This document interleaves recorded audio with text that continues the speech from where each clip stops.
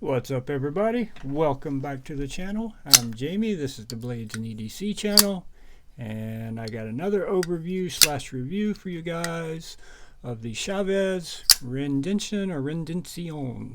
I'm pretty sure this is the 229 version from everything I've looked up. Done a little research on this knife. Did a little research because of how much I like this knife. This is some of the best action I've ever felt on a knife right here. This one is. And this is a knife that, from seeing pictures of it online, it never really stood out to me, and I saw it and was like, yeah, I really want that, just from the aesthetics. But after getting it in hand, that has changed quite a bit. This is OEM'd by Reate. I'm pretty sure it's Reate. I know a lot of the Chaves is a Reate, and from everything I've found online, this is Reate. M390 blade, titanium frame lock. This is the G10 version. There's a full titanium version also. There's a couple different generations of this knife, which have different clips. This one came with the skull clip and a regular non-skull clip. But there's some versions where the screws are going through the skull clip in the earlier version. There's a version where the clip comes up at an angle right here in one of the earlier versions. So there's been several iterations of this knife, and I think this is the newest generation, I'm pretty sure. And this thing is just awesome, man. It really is. Got this beautiful hollow grind right here, and it is super thin behind the edge, and it's flat from behind the edge up to about, I would say, close to halfway up before it starts to expand out here and get thick.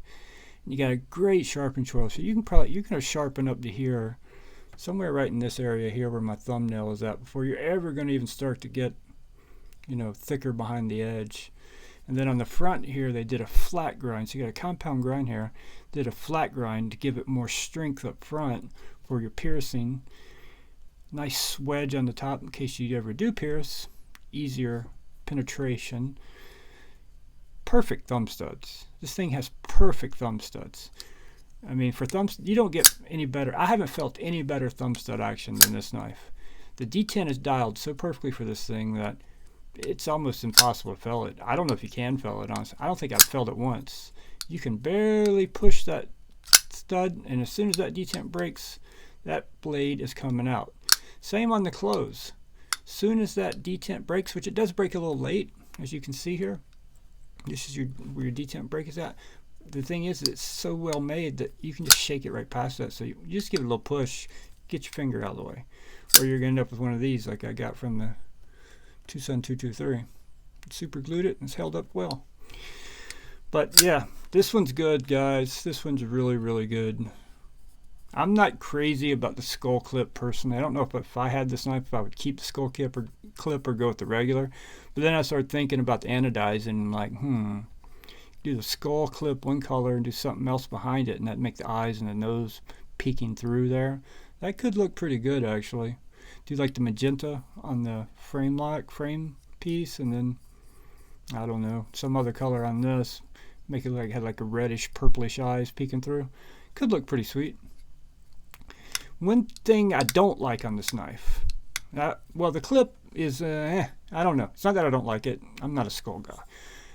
I'm not crazy about this jimping up here, but it works really well. It works well, but it can be a little sharp on the, if you're putting a lot of pressure on it.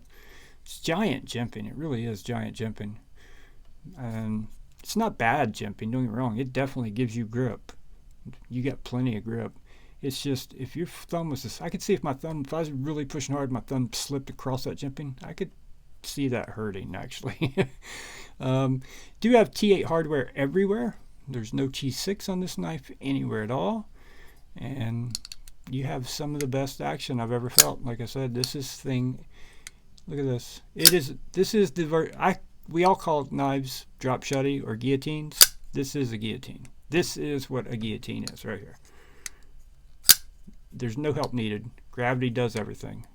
It closes all by itself. No shakes, no jiggles.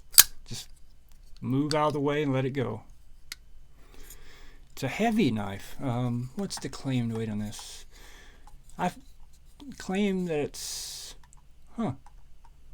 White Mountain Knives does not have the weight listed. Blade length is 3.63 inches. Blade thickness is 160 thousandths. It is thick. That's why it's got the weight it's got, and also why it assists with that guillotine action because of the weight of the blade. It's just going to drop right shut. No, let's weigh it. White Mountain Knives does not show the weight for it. So let's check it ourselves here. And then we'll give you some comparison knives.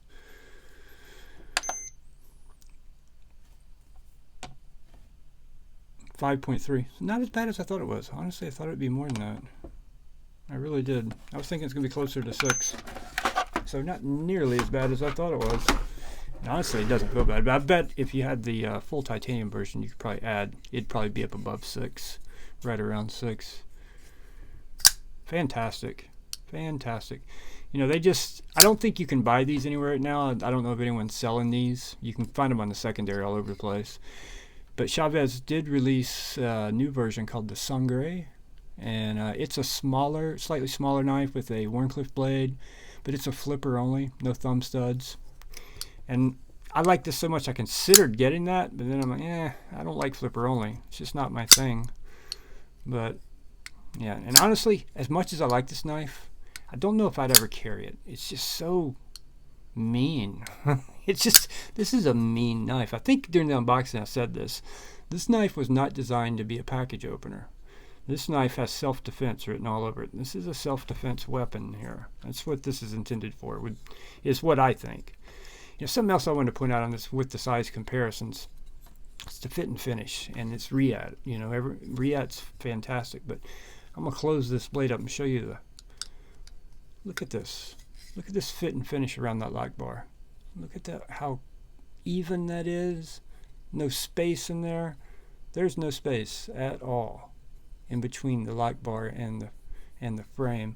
To where if you look at something like the Nimble X, look at the difference in fit and finish. See this gap in between there, all the way around? There's no gap there. What you're seeing right there is just where the edge is a little, where it's sitting a little lower than the scale, but there's no, you can't see through it. See what I mean? You can't see through it. It's so well done and so tight. Really, really good. Really impressive. But this is a good size comparison. Nimble X, it's bigger than the Nimble X. It weighs a lot more. It's thicker than the Nimble X also.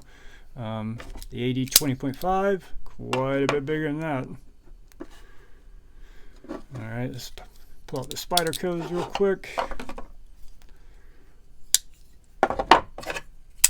Pair 3, it dwarfs the pair 3. Yojimbo 2 is a little closer, but still, it's quite a bit bigger than the Yojimbo 2 also. It's got at least a ½ inch on the Yojimbo 2. Well over an inch on the pair 3. Probably an inch and a half on the pair 3 overall length. I don't even have the whole thing on the camera. Let me slide that over here a little bit. Sorry about that. There you go. Better size comparison. And I'll pull the last two out since I didn't even have the blade all the way under the camera. Got to pay attention. This one gets me excited. It really does.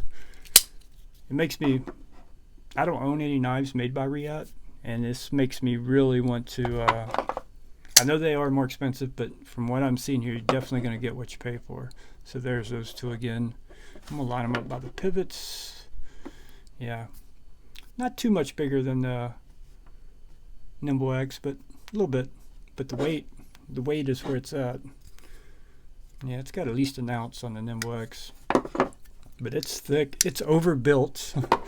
It's, yeah, this is one that's probably going to last you a lifetime the way this thing is made. And the action's just ridiculous. It's just so good. I don't think I can fell it. I've tried. I'm going to try right here under camera to reverse flick and fell it. Okay. I did it. Oh, the only reason it failed is because my finger came down and got on the lock bar. But if I try to fell it where my finger's not going to hit the lock bar, yeah. Yeah, I'm just barely pushing this thing until it breaks, the detent breaks, and my finger caught the blade that time. My finger didn't catch the blade, so I can fell it, but I've really got to try. I don't think I can on my thumb. I think the reason I can occasionally if I really try. It's because my finger gets on the lock bar and that slows the blade down. But thumb is, I don't think I can. As long as I stay off that lock bar. This thing is so good. The detent is so good. There is no movement whatsoever. And listen to this detent.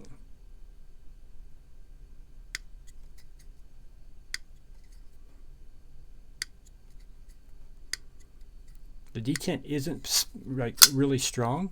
It's just perfect for this knife. I don't think the detent needs to be very strong with this heavy of a blade. Yeah. The pocket clip, although not the prettiest thing in the world in my opinion, it works really well. It's actually because of the width right here and how much, I don't know what you call this piece right here that makes contact with the jeans in between the scale, because of how wide that is. This thing grips your pants extremely well, and it's tight. That's the, I mean, it works really well, but it is tight. Just to let you know that it's not bad tight, but just know it's tight. Depending on the pants you're wearing, it could lift up on your pants a little bit. But that, man, that's just addicting. That right there, it's just addicting.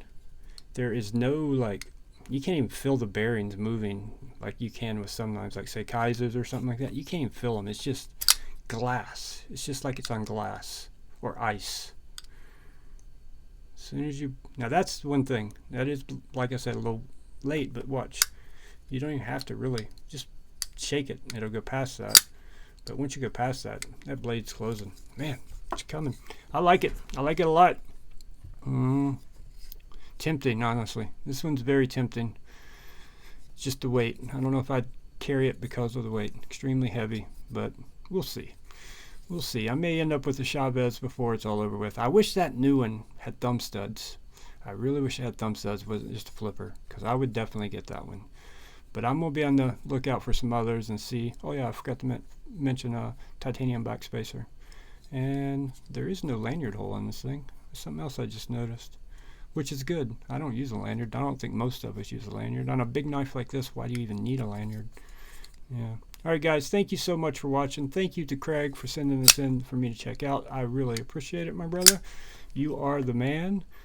And you have some beautiful knives, my friend. Beautiful, beautiful knives. Great taste in knives too. Look at that hollow grind, man. Alright guys, I'm going to stop drooling over this thing. Hit that like button for me. Subscribe if you are new. Leave a comment if you have any questions, or if you own this knife and want to say something about it. Tell me something I missed or don't know about it. I would appreciate it. And I will see you guys on the next one.